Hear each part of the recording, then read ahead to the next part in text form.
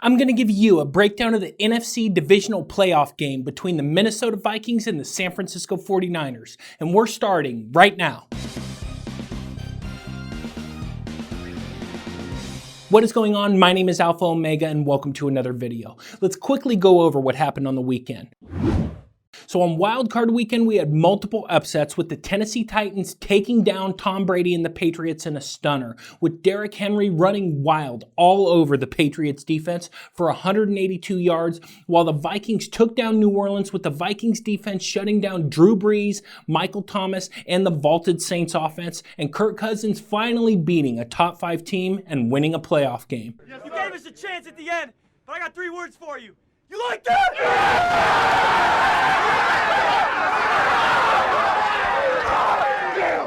My numbers had the Vikings winning that game outright, and the tickets I cashed made the entire weekend worthwhile. Now the Vikings traveled to Santa Clara to take on the 49ers, and the Titans traveled to Baltimore to take on the Ravens. While the Niners and the Ravens are the favorites to win the Super Bowl, this weekend has shown that anything can happen in a one-game playoff. However, before we get into the breakdown between the Vikings and the 49ers, take a moment and click the link in the description, head over to my website, and sign up for a sports pick package. My goal in providing you with my daily picks is to build up your bankroll through winning picks and bankroll management. So as your bankroll grows, your betting size increases proportionately. And eventually you can get to the point where you're betting hundreds, thousands, or even tens of thousands per game. And signing up with me and betting on the plays I send you can go a long way to helping you achieve those goals. And while the NFL season is just about over, my college basketball season is rolling. I'm hitting at 60%, and with the number of games going on every week, there will be quite a bit of action moving forward into March Madness.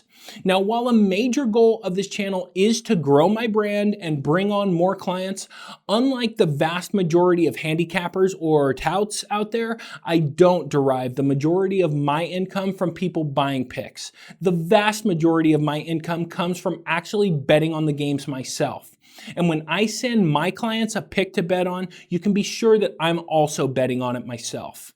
Also, moving forward, I'm going to try to shorten the length of these videos. Now, while I do enjoy the deep dive on individual games, the way that YouTube and the YouTube algorithm works, the more content that I put out, the more that YouTube promotes my content. So I'm going to be tinkering with the balance between quality and quantity so that I'm still providing you with useful information to make your bets, but I'm also helping myself by putting out more content. Before I go further, if you like what I do here and you enjoy independent content on YouTube, please consider subscribing to the channel and liking and sharing the video. I know that's a lot of work, but that's the game we have to play in order to grow this little channel and stay competitive against the giant corporations and giant corporate sports channels that YouTube has decided to prioritize. Okay, let's get into the divisional matchup between the Vikings and the 49ers. The Alpha Omega Vegas consensus line has the 49ers favored by 6.5 points, with the total sitting at 45.5. Implied odds mean based on the current moneyline odds, what is the projected implied probability of victory? Basically, it's the chances of victory expressed as a percentage. In this case, Vegas is saying the 49ers have a 74% probability of winning the game outright, with the Vikings having a 30% chance of pulling off the upset. Using my base power rankings, I have the 49ers favored by a field goal with a total of 48. But remember, my base power rankings are only a starting point for your handicap and are not the final numbers I use to make my bets.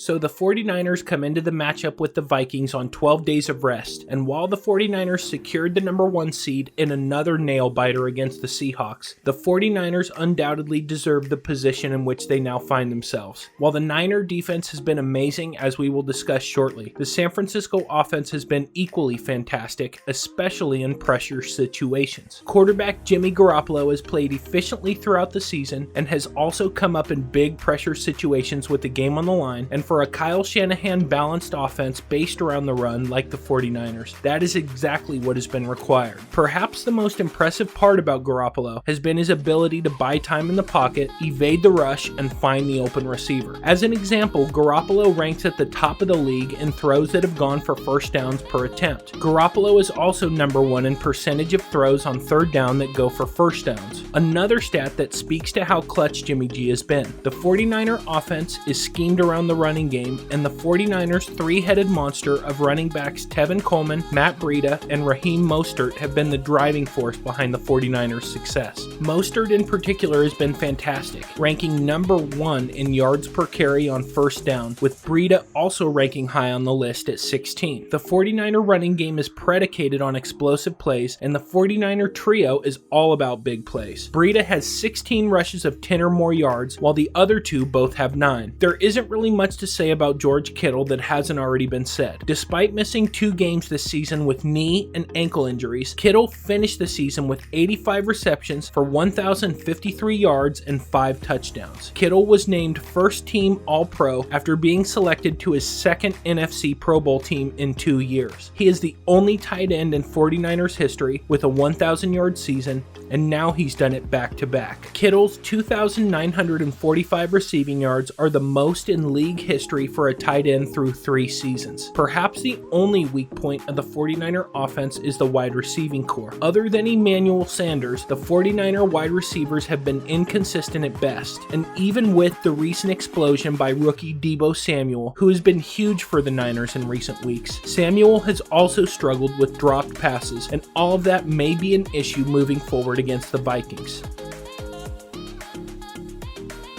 The keys for the 49er offense will be giving Jimmy G time in the pocket to complete passes, the 49er running backs making explosive plays, and the 49er wide receivers holding onto the football. If the 49er offense accomplishes their team goals, San Francisco will cover the spread and win the game.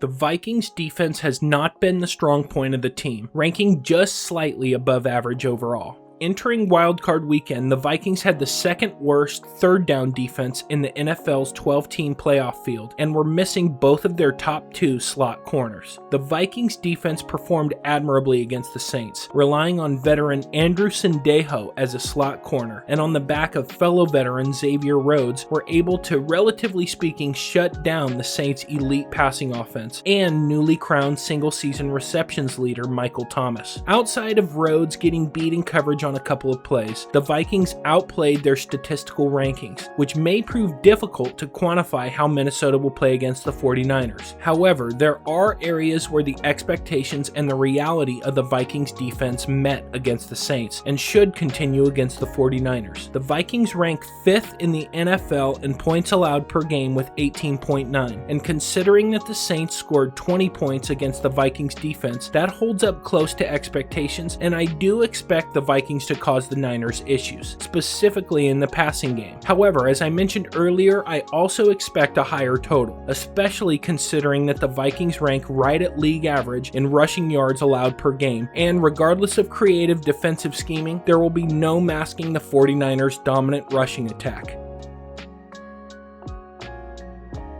The keys for the Vikings defense will be putting pressure on Jimmy G and forcing Garoppolo into making poor decisions, slowing down the 49ers rushing attack, which will force the 49ers to become over-reliant on the pass, and the Vikings corners and elite safeties breaking up third down conversions and forcing at least 1 turnover. If the Vikings defense accomplishes their team goals, Minnesota will cover the spread and win the game. Before I continue with the betting guide, if you are enjoying the video and if you feel like you're getting good information that can help you gain an edge over the sportsbooks and make smarter sports wagers, make sure and subscribe and hit the notification bell so you can stay updated with the latest sports betting content from me, professional sports handicapper Alpha Omega. Also, make sure and click the link in the description of the video, check out my website, and sign up for a sports betting package. I literally break down sports information and make my living based on that information every day. I take all of the sports data I can find, I factor all of that data into mathematical betting models to make my picks, and I send you the same picks that I bet on myself. I have packages for every level of sports bettor, from a beginner who is just coming into the sports betting world to the expert bettor who just needs that extra edge to take them to the next level. Make the smart decision and sign up with a professional today.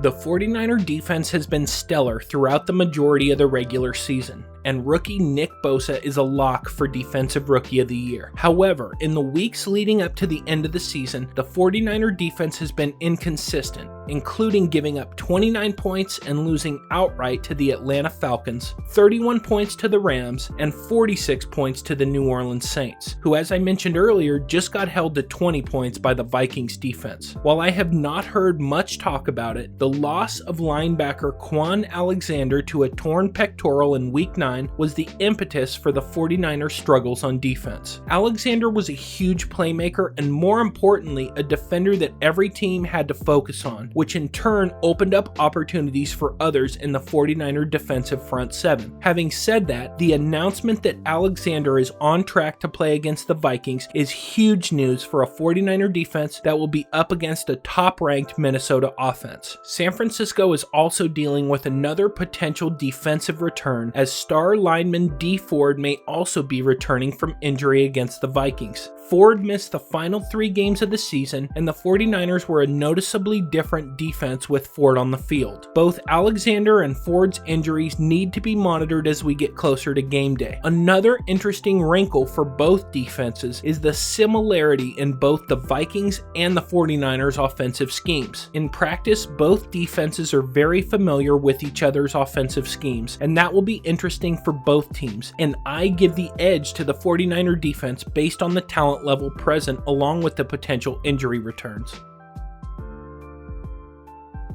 The keys for the 49er defense will be using their superior talent to stop Dalvin Cook, the 49er defensive line putting pressure on Kirk Cousins, which will induce Cousins to force passes into coverage, giving the 49er secondary opportunities to make big plays, and the 49er secondary not allowing receivers Stephon Diggs and Adam Thielen to break off big plays. If the 49er defense accomplishes their team goals, San Francisco will cover the spread and win the game.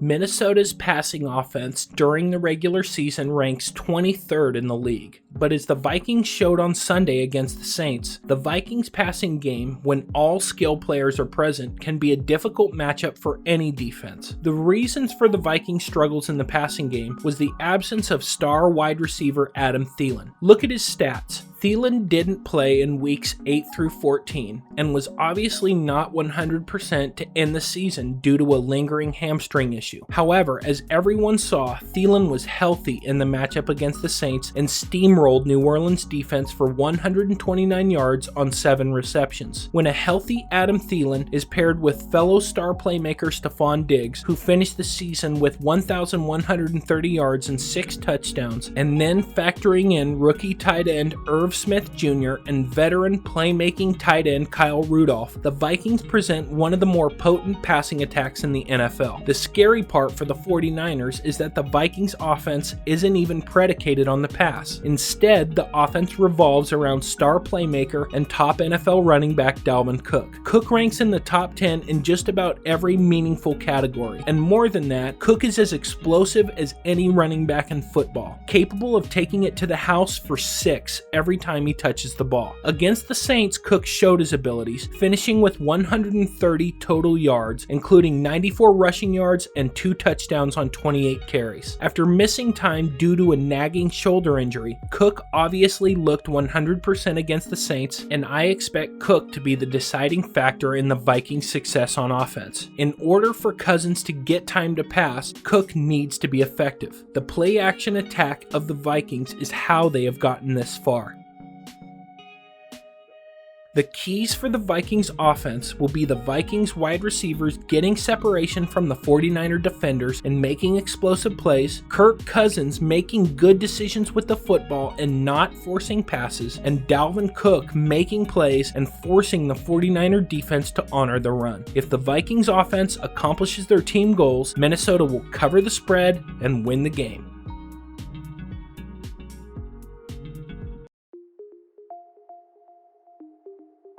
The margin of victory in this game will be determined by the 49er wide receivers stepping up, making plays, and holding onto the football, the Vikings defense finding ways to slow down the 49er rushing attack, which will force the 49ers to become over-reliant on the pass, creating opportunities for the Vikings' elite secondary to make plays, the 49er defense putting pressure on Kirk Cousins, which will force Cousins into bad decisions and forced throws, and Dalvin Cook making explosive plays, forcing the 49ers to honor the run, which will open up the Vikings' elite receiving corps. Whichever team accomplishes their team goals will cover the spread and win the game.